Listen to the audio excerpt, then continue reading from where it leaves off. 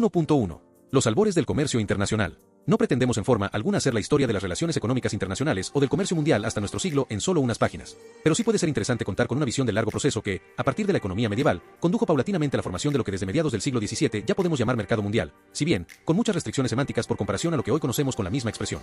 Los primeros antecedentes premodernos del comercio internacional pueden fijarse, desde una óptica occidental, en el intercambio mediterráneo de la Baja Edad Media, en el que Génova, Venecia y Pisa ocuparon puestos relevantes a raíz de las últimas cruzadas, siglo XIII, que activaron en alto grado el tráfico en el Mediterráneo.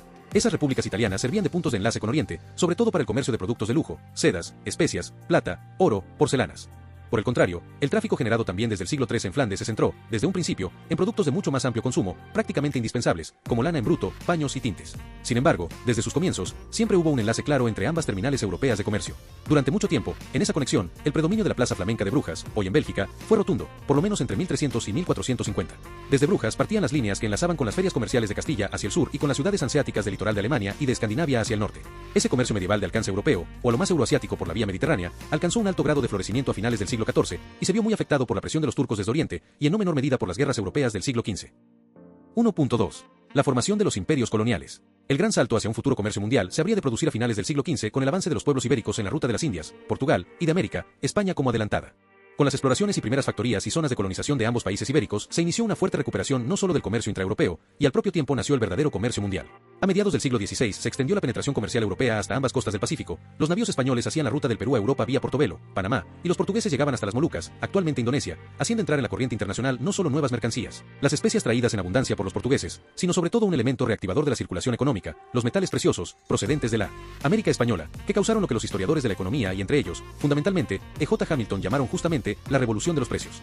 Sin embargo, aun con el control de extensos territorios, España, o factorías ultramarinas, Portugal, las dos naciones ibéricas no supieron o no pudieron convertirse en verdaderas metrópolis comerciales e industriales. La corona portuguesa negociaba fundamentalmente a través de Sudamberes, verdadero emporio comercial de Europa, desde donde se distribuía la mayor parte de las plusvalías comerciales, reforzándose así la vieja burguesía flamenca. Por su parte, la corona española, no obstante los intentos de crear un centro comercial de primer rango en Sevilla estudiada por el historiador francés Chaunu, apenas pudo retener el flujo de metales preciosos al resto de Europa, fundamentalmente a Flandes, Italia y Alemania, a partir de la entronización de los Habsburgo en España. Surgió así una primera generación de grandes banqueros alemanes, como los Belser, los Hochstetter y los Fugger, conocidos en España como los Fúcares, bien estudiados en la obra de Carande. Las guerras de religión que se desataron con los intentos de Carlos V de frenar la expansión del luteranismo y el poder de los reyes y príncipes del Sacro Imperio fueron la causa, junto con la desgraciada política económica seguida en España, de ese casi puro tránsito del oro americano por el suelo español. En definitiva, el exterminio de las comunidades de Castilla por Carlos V, Villalar, 1521, fue el toque decisivo para impedir el progreso de la burguesía castellana. No en vano calificó el historiador Maravalla el movimiento de las comunidades como la primera revolución moderna en Europa. El segundo paso que había de frustrar la aspiración de convertir a España en el centro del comercio mundial no tardó en darse. Se inició con la prohibición de Felipe II a los rebeldes holandeses, autoindependizados en Flandes, de comerciar en Amberes y Lisboa, entonces bajo dominio español en ambos casos. La prohibición puso en marcha a una nueva potencia comercial, Holanda, que entró a saco en los establecimientos portugueses en Oriente. Y el capitalismo holandés, organizado por primera vez en la historia en forma de verdaderas compañías, la más famosa de ellas la Compañía de las Indias Orientales, creada en 1602, fue el punto de arranque no solo de un activo comercio, sino también de la creación de industrias transformadoras en los Países Bajos, que por entonces traían en jaque casi simultáneamente a España y a Inglaterra. De esa forma, el centro del comercio mundial pasó de Amberes a Ámsterdam. Fue en esta ciudad holandesa donde en 1609 se creó el primer gran banco comercial de la historia, el Banco de Ámsterdam, y en donde ya desde 1561 funcionaba la primera bolsa de valores. Ámsterdam se convirtió, pues, en una metrópoli comercial de ámbito mundial, en la que desempeñaban un importante papel los judíos sefarditas expulsados de España y Portugal. La entrada de Francia en el comercio internacional fue mucho más tardía y menos fructuosa. Los franceses fundaron sus primeros establecimientos americanos en Canadá, y más concretamente en Quebec. Pero esas colonias no dieron el fruto apetecido, y algo parecido sucedió con las factorías francesas en la India, que quedaron muy a la saga de las que Holanda había montado más hacia el este, en las Indias Orientales, actual Indonesia, e incluso en Japón. Las guerras entre Francia y Holanda y entre Francia y España, y el golpe de muerte que para las pretensiones de Felipe II representó la derrota de la Armada Invencible, fueron las grandes acciones históricas que habrían de facilitar la aparición de una nueva y más definitiva potencia comercial, Inglaterra. Los corsarios ingleses buscaron nuevos horizontes en las zonas de América que España no había llegado a ocupar. En 1585, Walter Raleigh fundó la primera de las que habían de ser 13 colonias, Virginia. Y con la posesión de varias de las Antillas Menores, los ingleses no tardaron en asegurarse las bases territoriales de lo que en el futuro habría de ser un fecundo comercio triangular, envío desde Inglaterra al Golfo de Guinea de géneros diversos y quincalla para la adquisición de esclavos, que luego se exportaban a las nuevas plantaciones del Caribe y de las 13 colonias, donde se embarcaba algodón, azúcar y tabaco hacia Europa. En 1651 los avances de Inglaterra, que hacía presa a los galeones españoles y en no pocas de las florecientes ciudades españolas del Caribe y del Pacífico, se consolidaron con la Navigation Act de Cromwell, que reservó el tráfico de productos ingleses a la flota de Inglaterra. Una medida que, junto con la creación de las compañías comerciales, desarrolló el poderío marítimo de Inglaterra y su comercio internacional. Avances que se vieron acelerados con el Tratado de Methuen de 1703, que de hecho convirtió a Portugal y a su extenso imperio colonial en un territorio estrechamente vinculado a la economía británica, tanto a cambio de las preferencias concedidas a los vinos portugueses, como por las garantías que prestó Londres para preservar la integridad de los territorios de la corona de los Braganza de las apetencias de España o de otros países, Holanda y Francia. Frente a España, también supo Inglaterra arrancar concesiones importantes. Desde el Tratado de Utrecht, 1714, la presencia inglesa en las ferias de Portobelo, punto de paso de las mercancías del Perú a Europa, ya fue permanente. El comercio y el contrabando británico se convirtieron en un hecho institucionalizado en todo el Imperio español en América. 1.3 La hegemonía británica y la era del libre cambio. La Marina británica prácticamente adquirió la hegemonía en todos los mares del mundo. Las guerras europeas del siglo XVIII le sirvieron para ocupar posiciones en todas las costas, lo cual le permitió ir creando gradualmente el más importante imperio colonial y comercial de la historia. En ese proceso, las guerras napoleónicas constituyeron la fase última para construir una economía internacional en la que Inglaterra impuso su dominio definitivo por doquier. La revolución industrial, gestada en la Gran Bretaña, junto con el dominio de los mares, hicieron de este país el árbitro político y económico mundial. La pérdida de las 13 colonias, luego los primeros Estados Unidos de América, se vio más que compensada con la penetración en la India y en Canadá, y agregándose extensos territorios muy escasamente poblados, como Australia, África Occidental, Oriental y del Sur. Se abrió así toda una época en que, por los auspicios de Inglaterra, se pasó gradualmente del mercantilismo a lo que se dio en llamar la era del librecambismo, en la que se crearon las condiciones de una verdadera economía internacional. El librecambio nació en el siglo XIX, como una reacción frente a las trabas comerciales introducidas durante el largo periodo mercantilista, a lo largo del cual, siglos XVII y XVI, se pusieron en Europa los primeros cimientos de la actividad industrial. Y para protegerlos, fueron muchos los países que establecieron altos derechos a la importación de manufacturas, listas de prohibición o contingentación de importaciones, obstáculos a la exportación de materias primas, al objeto de fomentar su transformación en las manufacturas nacionales, subsidios a las industrias nuevas, reserva del tráfico naval al pabellón nacional, monopolios para la explotación del comercio con las colonias, etc. Como puso de relieve Eric Roll, la política del mercantilismo sirvió para abolir las restricciones medievales, monopolios señoriales, adscripción a la gleba, etc., y para crear estados nacionales poderosos, mucho más fuertes económica y militarmente que España o Portugal. Así se forjaron la Inglaterra de Cromwell, la Francia de Colbert, la Holanda de los Orange. Los estados mercantilistas se convirtieron, a su vez, en centros de poder para fomentar el comercio. Con ello, el capitalismo incipiente, sobre todo comercial, fue transformándose en capitalismo de manufactura. A esta fase de desarrollo se llegó en Inglaterra antes que en ningún otro país. Y por ello fue precisamente en Inglaterra donde ese incipiente capitalismo industrial suprimió, desde finales del siglo XVIII, las trabas que las reglamentaciones industriales y comerciales del mercantilismo representaban para la expansión de los mercados de la nueva industria. Se abrió así con la revolución industrial una nueva fase de la historia de las relaciones económicas entre los países, la era del librecambismo, telón de fondo más o menos efectivo en todos los libros anglosajones de economía, desde Adam Smith y David Ricardo hasta John Maynard Keynes. El librecambismo puede definirse como aquella situación de las relaciones económicas en que era posible el comercio internacional sin trabas comerciales ni barreras arancelarias verdaderamente importantes, y en la cual tampoco existían obstáculos serios para los movimientos de los factores de producción, capitales y trabajadores. Impulsadas desde Inglaterra, Anti-Corn League, de Richard Cobden, 1838, Peel Act, de 1841, las corrientes librecambistas se extendieron paulatinamente por toda Europa, lo cual de hecho quería decir por el mundo entero. Por entonces, África y Asia eran casi en su totalidad dominios coloniales o países semicoloniales dependientes de Europa, y en el continente americano solo los Estados Unidos contaban con una incipiente industria. Hacia las décadas de 1860 a 1880, el librecambismo alcanzó su máxima expansión. El Tratado Franco-Británico Cobden-Chevalier de 1860 y todos los subsiguientes que condujeron a fuertes reducciones arancelarias, automáticamente extensibles al resto del mundo a través de la cláusula de nación más favorecida, significaron el triunfo. La reserva de los mercados coloniales para las potencias metropolitanas también favoreció primordialmente al Reino Unido, que ya disfrutaba del mayor imperio colonial. La aplicación de todos esos principios originó algo parecido a una integración económica internacional, pero construida sobre pilares muy poco firmes, fundamentalmente por las grandes diferencias de desarrollo y de renta existentes entre los países, y por el ejercicio del poder colonial de las potencias industriales europeas sobre los pueblos más atrasados. De hecho, y como subrayaba Engels en 1885, la teoría del librecambio se había establecido sobre la hipótesis de que Inglaterra debería ser el único gran centro industrial en un mundo agrícola. 1.4. La erosión del librecambio y la génesis del bilateralismo. Efectivamente, la situación del librecambio en favor fundamentalmente de Inglaterra no podía ser eterna.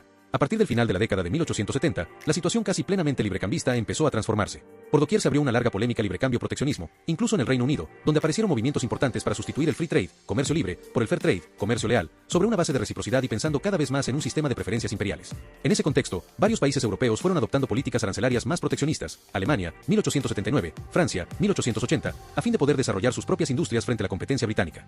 Por otra parte, fue en esta época cuando se procedió al reparto de los últimos espacios, vacíos, sin soberanía internacionalmente reconocida. Este fue el significado del Congreso de Berlín de 1886, que ultimó la distribución de África entre las potencias europeas y que marcó el punto de arranque de nuevas tensiones. Como ya no había nada que distribuir amistosamente, las nuevas ampliaciones de los mercados coloniales reservados, de las áreas de influencia, se habrían de hacer a través de la guerra.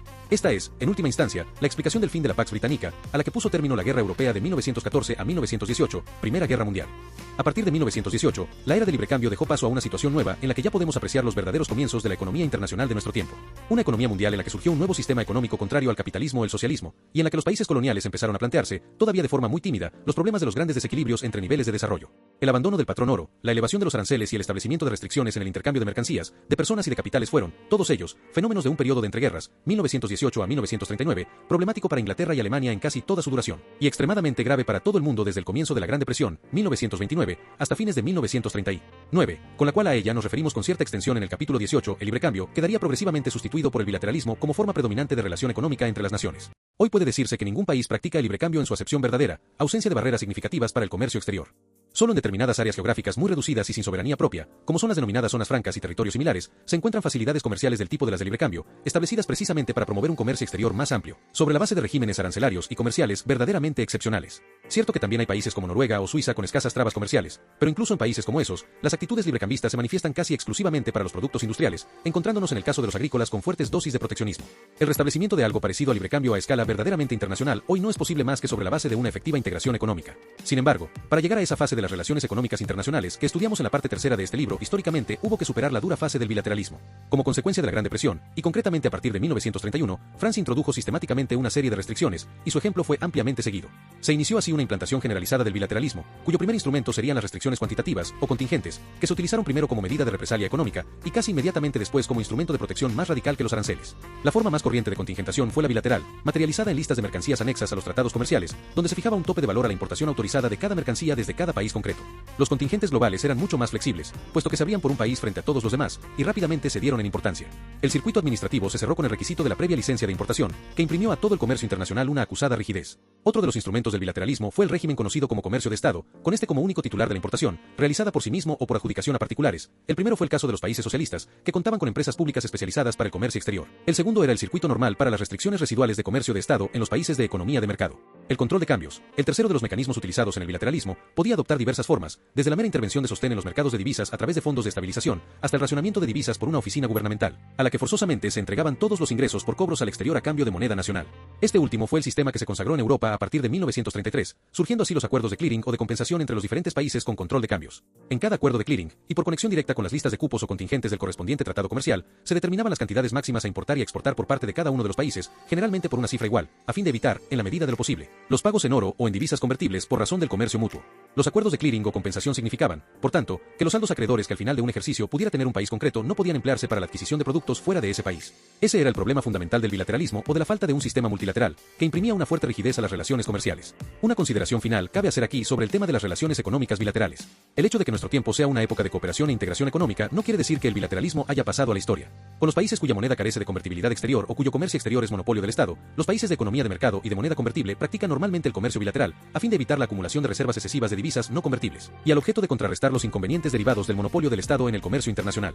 El bilateralismo rigió entre 1945 y 1990 las relaciones económicas este-oeste hasta la caída del muro de Berlín, y el Acuerdo General sobre Aranceles y Comercio primero, y la Organización Mundial de Comercio después, fueron desmantelándolo casi por completo. Sin embargo, en el área de la agricultura, el bilateralismo, ciertamente atenuado, es prácticamente general, tanto en el caso de los países desarrollados como entre los subdesarrollados. Ello se debe a que las fuertes diferencias de costes, salarios y precios en este sector fuerzan por doquiera una política de cierre o semicierre de fronteras, que reserva a favor de los agricultores de cada país sus respectivos mercados nacionales. Si bien es cierto que la Organización Mundial de Comercio también está cambiando ese panorama.